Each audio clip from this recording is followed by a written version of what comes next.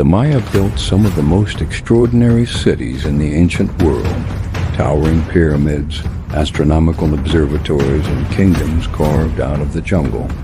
Then, between the 8th and 9th centuries, many of their greatest cities were abandoned.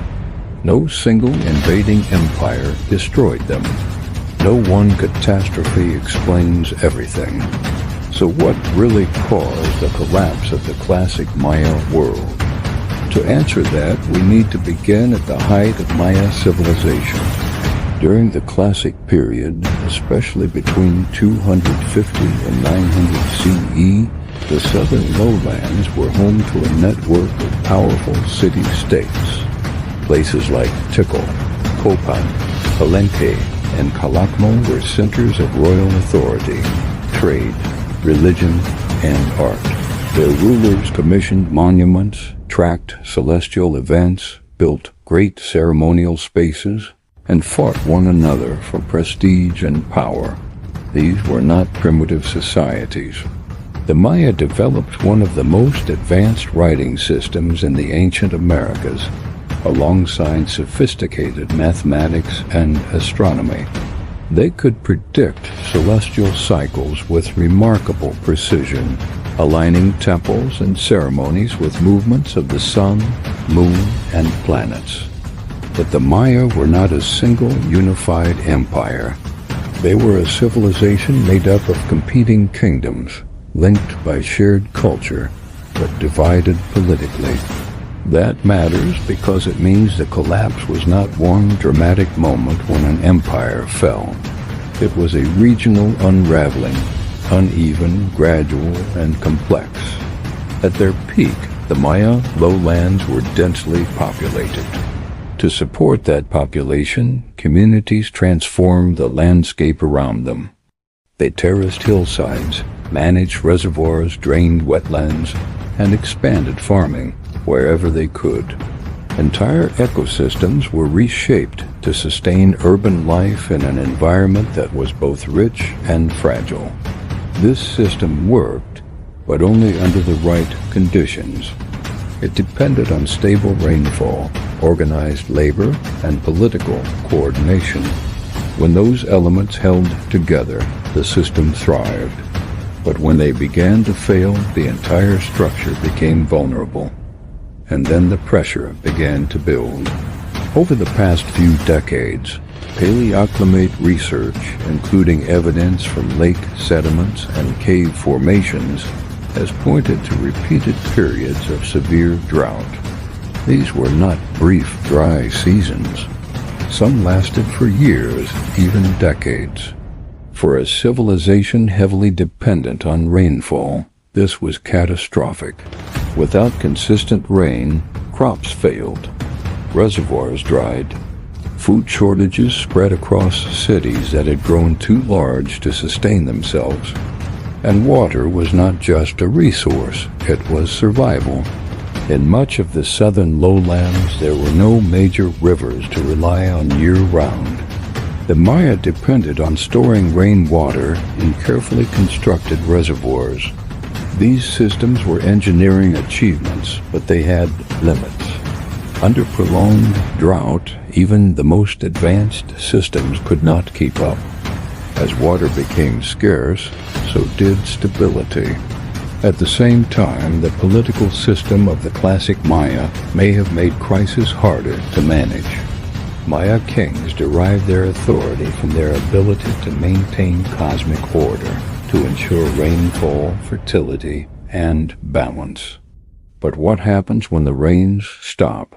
If crops fail and suffering spreads, the king's legitimacy begins to crack.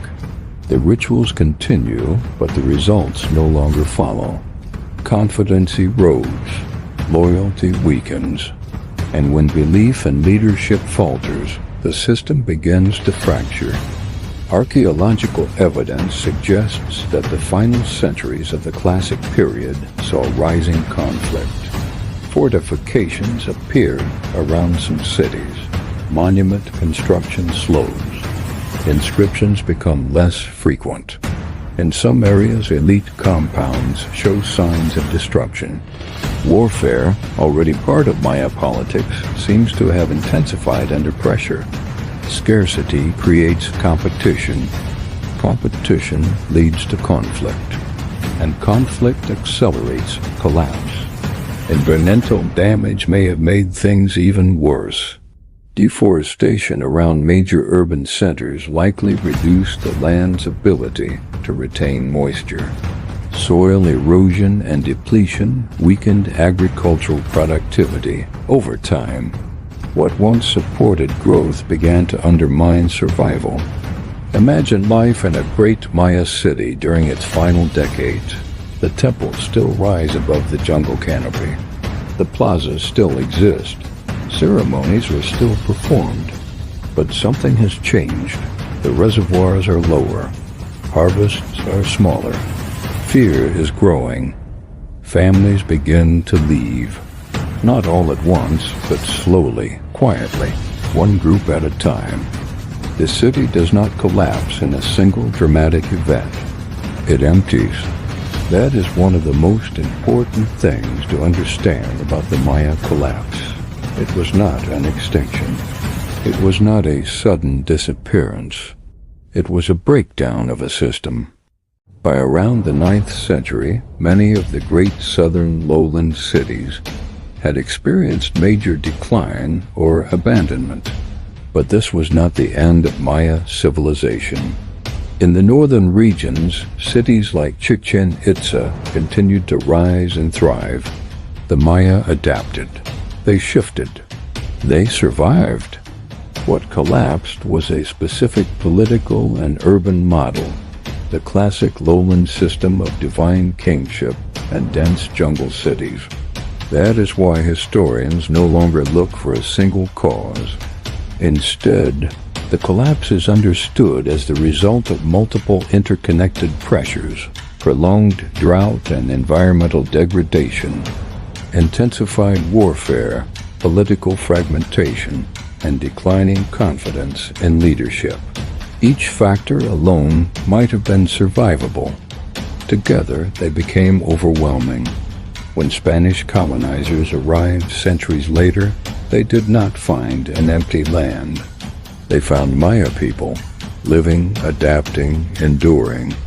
But the great cities of the classic period had already been reclaimed by the forest. Stone by stone, the jungle moved back in. The mystery of the Maya collapse remains powerful because it does not feel distant. It feels familiar.